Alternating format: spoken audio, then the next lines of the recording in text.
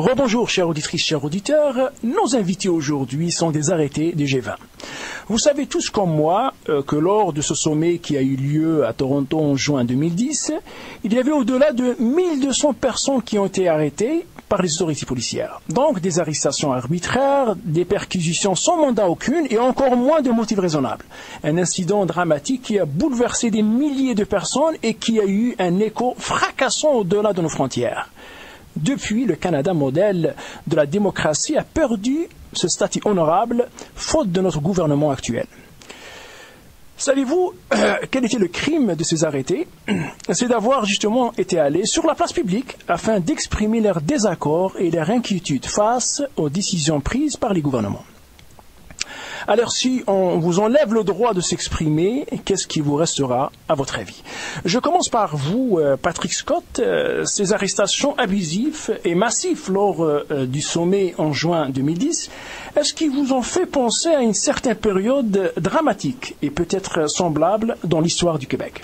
Oui, en fait, je trouve que ça me faisait beaucoup rappeler à la crise d'octobre en 70, au niveau que les parallèles étaient les mêmes, sauf que à cette époque, il y a eu la loi des mesures de guerre qui a été divulguée. Tout le monde est au courant. C'était dans les journaux. Les médias étaient au courant. Mais nous, on s'en va dans un cadre du G20, manifester notre droit de citoyen, qu'on est en opposition à cet événement-là pour différentes raisons. Mais c'était les mêmes mesures, les mêmes pratiques. C'est-à-dire dans le sens que il y avait autant de corps policiers, de départements de police et tout ça, qu'on était dans la même situation. On s'aurait cru en crise d'octobre. On croyait que effectivement là, il n'y avait aucune possibilité de manifester son désaccord, qu'on était encadré constamment. Exemple, quand on est arrivé vendredi, les policiers sur place avaient fait un cortège d'ordre. C'était des bicyclettes qui nous avaient enfermés dans une cage. Une cage qui roule. On s'entend, là, des bicyclettes, ça roule, là. Ça, au cours de la manifestation? Oui, au cours de la manifestation. Donc, on pouvait ni rentrer, ni sortir de ce cortège de sécurité. Vous étiez déjà prisonnier, j'imagine. Oui, on était déjà prisonniers. La preuve de tout ça, quand je suis descendu de l'autobus avec les étudiants au milieu de la gauche, je sors de l'autobus, qu'est-ce que je vois? C'est un policier avec une caméra en train de me filmer. Mais vous-même ou toute la plupart en fait, la première ligne, quoi? Tous les gens qui descendaient de l'autobus, oh my God, tous les gens qui mettaient le pied dans la ville de Toronto étaient filmés systématiquement. Dès le départ. On était identifiés. La résistance était très bien attendue, disons. Oui, écoutez, je pense pour ceux qui ont suivi le cas les événements du G20, ont compris que cet environnement-là allait être contrôlé sur tout l'aspect au niveau revendicatif. On était carrément encadré constamment. Puis c'est ça qu'on se pose la question. C'est nous, on parle de la criminalisation de la dissidence, dans le sens qu'un dissident, c'est quelqu'un qui est en opposition. Okay? Puis en quelque part, si on est traité déjà en partant comme étant un criminel ou quelqu'un qui peut commettre un acte illégal, ben c'est de nous criminaliser en partant. Vous comprenez? Oui. Et puis qu'à partir de ce moment-là, sur les lieux, il y a aussi eu d'autres événements qui s'est produits qu'on s'est dit, coudonc, notre droit de citoyen, il est où, là? Hein? On ne peut pas prendre la rue, manifester de façon pacifique ou de, tu sais, je veux dire, en fait, d'exercer son droit de citoyen juste dans le but, au cas où qu'on commettrait quelque chose de grave, on est dans un encadrement total, puis on nous traite carrément comme des criminels du début à la fin. Mais je pense pour ceux qui ont suivi le cas du G20 au niveau de l'incarcération, les arrestations et tout ça, il y a eu beaucoup des vices de procédure, des abus de pouvoir et tout ça. Qu'on se pose la question, nous. On se pose la question, écoutez, on a-tu le droit d'être en opposition au Canada, actuellement? Parce qu'on a le droit de remettre en question les gouvernements qui nous dirigent. Avec le nouvel ordre mondial qui est en train de s'installer. Surtout sous Harper. Oui, sur Harper, avec son gouvernement, tout le monde sait que c'est un gouvernement qui est loin d'être progressiste. Là. On a goûté à la médecine des libéraux également, par contre. Oui, je sais, mais on s'entend que... ils fassent fort, les conservateurs, là. Mais Patrick, vous avez quand même comparé à la crise d'octobre 70, et ça, c'est grave. Oui, exact. Ben, pour ceux qui sont au courant des chiffres, c'est que, crise d'octobre, il y a eu 400 arrestations. Tout à fait, oui. Là, au plan historique, là, il n'y a jamais eu autant d'arrestations qu'en rapport au G20, 1200 arrestations. Ça veut dire quoi, ça? Imagine, en situation de crise politique nationale, 400 arrestations. Ouais. Un événement dans une journée, en fait, ça a duré 3 jours, là, mais un événement, 1200 arrestations. Pour moi, il est là le message. Tout à fait. Et vous pensez que c'est vraiment, ils sont tous des prisonniers politiques, quoi? Pour moi, oui. En fait, nous, on a créé une organisation qui est l'ODPP, l'Organisme de défense des prisonniers politiques. Après l'événement? Oui, après l'événement. Oui. Et puis, nous... Votre organisme, c'est quoi?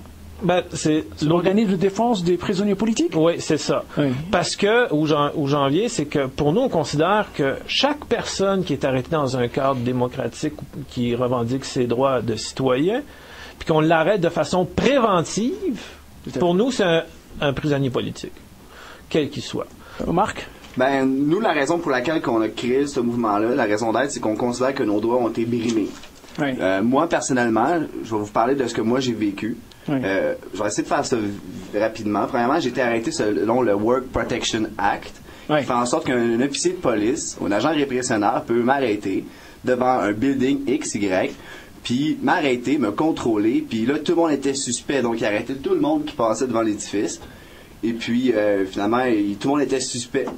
Donc, l'officier de police, il a brimé mes droits parce qu'il m'a demandé de fouiller mon sac à dos. Je lui ai demandé si j'étais en état d'arrestation. Il m'a répondu qu'il était oui, j'étais en état d'arrestation, mais il a refusé de me lire mes droits à ce moment-là. Oui. Puis par la suite, il a fouillé mon grand sac à dos de plein air avec plein de stocks dedans, puis il a dit ça et ça sont des armes. Bon, mes armes, OK, c'est une paire de pinces, un Westcott 10 cm de long, que je savais même pas que c'était dans mon sac. J'ai un sifflet en métal et une paire de ciseaux comme arme. Puis par la suite, je considère qu'ils ont brimé mes droits parce que justement, mon arrestation est illégale, ma fouille est illégale. Après ça, j'ai passé 3 jours dans les conditions que tout le monde a décrit de façon horrible. Je reviendrai pas vraiment là-dessus, à part qu'ils ont pris mes empreintes digitales de façon absolument illégale. Je suis même pas coupable d'absolument rien. Puis, on m'a injecté quelque chose dans le bras aussi, malgré le fait que je sois vraiment contre le fait qu'on m'injecte quelque chose dans le bras. Ça s'appelle un tuberculosis test, un test contre la tuberculose, TB test. Puis par la suite, après ça, je suis sorti, évidemment. Puis par la suite, ce que j'ai constaté, c'est l'acharnement de la couronne. La première fois, on m'a présenté là, que je me suis présenté à Toronto, que j'ai donc payé pour me rendre là-bas, si vous voulez. Puis la première fois, on m'a offert un deal, mais entre vous et moi, c'est un deal, mais pour la couronne. Là. C'est la couronne qui veut se laver les mains. Puis c'est quel deal que vous avez eu? C'était garder la paix pendant 1 année, puis payer 25$ d'amende à une charité, si vous voulez. Les autres disent que c'est une charité, mais j'ai le choix entre 10 organismes d'origine ontarienne. Mais est-ce que vous avez accepté, normalement? Moi, j'ai refusé catégoriquement tout à fait, ça, parce que premièrement, je suis coupable d'absolument rien. J'ai rien fait de mal. J'ai juste exercé mon droit constitutionnel. Puis c'est justement, donc pourquoi je devrais payer une amende ou encore pourquoi je devrais garder la paix si de toute façon la bonté de mes pensées s'est arrêtée avant le code pénal. Mais ça c'était et ça c'est le cas de centaines et centaines de personnes là, j'imagine. Ok, écoutez, quel genre de programme vous préparez de l'ODPP? L'organisme propose différentes facettes pour aider tous les militants. C'est vraiment... Nous, on veut aider à toutes les luttes progressistes et puis on veut défendre tout humain, peu importe sa nation, peu importe sa religion. Nous, ce qu'on fait, c'est que principalement, on est sur le terrain quand il y a des manifs sociales. Notre travail d'observation en est un énorme parmi nos motifs d'existence. On a peut-être même idée de faire une petite recension annuelle de la répression policière, étant donné qu'on va avoir été là à presque toutes les manifs. On s'engage à avoir un soutien personnel des arrêtés quand ils sont arrêtés. Par exemple, nous-mêmes, au G20, nos parents, notre famille, nos amis ne savaient pas ce qui se passe avec nous. Donc, l'ODPP s'engagerait à faire un suivi avec l'entourage des arrêtés. On a aussi beaucoup de contacts médiatiques qui peuvent être utiles aux arrêtés.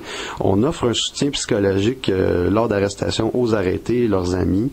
On a des avocats qui sont pas embauchés strictement par l'ODPP, mais qui sont en lien avec nous, puis qui sont prêts ponctuellement à défendre des arrêtés. On fait l'accompagnement personnel lors du processus judiciaire suite à l'arrestation, puis on essaie de lutter aux côtés de l'arrêté pour qu'il y ait des réparations, comme des recours collectifs, ces choses-là. on veut aider à lutter contre la criminalisation de la dissidence, ici et ailleurs. Ça commence par le Québec, mais ça ira un jour ailleurs aussi. C'est parfait, excellent. Peut-être que je pose la question à Patrick. Pensez-vous que s'il y aura demain un changement dans le gouvernement, est-ce que pensez-vous que les choses ils vont se redresser, se restabiliser, quoi? En fait, moi, personnellement, non. Vous pensez que ça reste toujours la même? Pour moi, quelque part en politique, en fait, il y a la volonté politique du changement, elle l'est pas, là. Ouais. Quoi, ça t'es en train de me dire que nous sommes tous condamnés à vivre? Non, mais peut-être pas pour l'éternité, mais tout ce que je dis, c'est que pour le moment, tout ce qu'on voit... Un petit espoir, quoi. Oui, je sais. Mais tout ce qu'on voit, c'est que c'est des opportunistes qui, en quelque part, ils militent pour leur propre chef. Mais c'est sûr que, bon... Il y a la possibilité que des courants de pensée s'installent, mais pour le moment, moi, tout ce que je vois, c'est Charest, c'est décourageant. Mais là où le bas blesse, c'est la conscientisation à la chose politique, justement, qui n'est plus valorisée aujourd'hui, qui l'a déjà plus été, du moins. Aujourd'hui, penser à la chose politique, c'est ringard, on veut pas s'en occuper, mais ça donne libre cours à des exactions comme il y a eu au G20 à Toronto aussi. Le peuple est préoccupé par d'autres choses, ou il est aveugle, il est naïf, ou qu'est-ce qui se passe là? Pourtant, la réalité, elle est quand même en face. Il est conscient, mais il peut pas faire les nouvelles lui-même. Je pense que c'est là que Mathieu disait d'aller sur Internet, puis de faire ses propres recherches, puis d'aller plus loin. Mais je pense qu'il y a un problème aussi au-delà de ça. C'est toute la réflexion. On dirait que toute la réflexion rhétorique, politique, sociale, on dirait que non seulement c'est plus à la mode, comme ça l'a plus été peut-être dans les années 60-70 notamment. Tu manifestais ou quoi? Non, mais juste la réflexion politique. À donner libre cours à cette activité-là, le débat politique, parler de la politique, parler de nos gouvernants, parler des valeurs qui sous-tendent l'Occident aussi. Mais c'est non seulement c'est plus à la mode, mais c'est écraser cette volonté-là de quelques-uns de parler de politique. On dirait que pour certains, tout a déjà été fait, puis pour certains, on a atteint le système parfait, tu sais. Par contre, moi personnellement, je veux dire, en rapport au G20, tout ce qu'ils m'ont fait subir, je me dis, coudonc, ils nous voient comme des gens dangereux ou quoi? C'est comme... Tu sais, je pense que j'avais raison d'y être, puis je pense que j'ai encore raison d'y être. Leur intention, c'était de nous briser. Honnêtement, pour beaucoup, c'était l'effet contraire. Mais pour beaucoup, si malheureusement, ça a été l'effet escompté aussi, il faut le dire. Mais on espère qu'on va retrouver nos frères anticapitalistes, puis tout le monde qui était là-bas. J'espère que personne perd confiance que finalement, c'est le peuple qui va... Parce que malheureusement, quand on est revenu de Toronto, dans la première Assemblée générale qu'on a eue de tous les arrêtés, la première en revenant de Toronto, il y avait plusieurs personnes qui avaient été en prison avec nous, qu'on ne trouvait pas dans cette assemblée-là, ni dans les autres futures. Donc, on voit que ça a quand même fonctionné pour une frange des militants arrêtés. Mais la répression, elle fonctionne. Mais, en quelque part, je veux dire, quand tu vois toute cette injustice-là, puis que ça te fait réagir, ben, t'as envie de t'investir pour pouvoir changer ce fait-là, en fait. Je pense que la résistance est vraiment loin de s'essouffler. Même à Toronto, il y a Toronto Mobilize qui continue à faire parler d'eux. On les salue. On salue également la résistance, peu importe où elle se trouve. Puis on est prêt à travailler avec tous les groupes de différents groupes, il n'y a aucun problème. Mais moi je me dis aussi, heureusement que vous êtes là, vous existez, sinon c'est une catastrophe, quoi. Avez-vous dire, Patrick, peut-être nous dire un dernier mot, peut-être lancer un dernier mot pour votre site et tout Oui, ben c'est ça. On a un site internet que vous pouvez consulter qui est pour l'ODPP. Le site exactement, c'est odpp.webs.com. Juste une petite annonce aussi comme ça. On fait un grand happening d'ouverture pour l'ODPP le 5 mars au bar Les Catacombes. Ça va être une soirée festive avec des groupes de musique et puis quelques speeches aussi pour l'ouverture de l'organisme. On vous attend à amener votre famille, à amener tout le monde. Ouais, venez nombreux.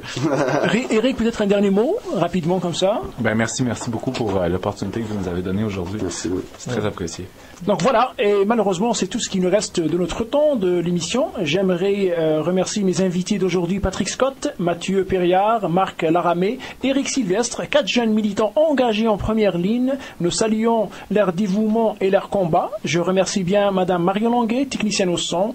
Il ne faut pas oublier non plus Radio Centre-Ville, 102.3 FM, et qui nous ont permis de diffuser notre émission pour que la parole de l'autre existe. Merci à vous en particulier, chères auditrices, chers auditeurs, d'avoir suivi notre émission.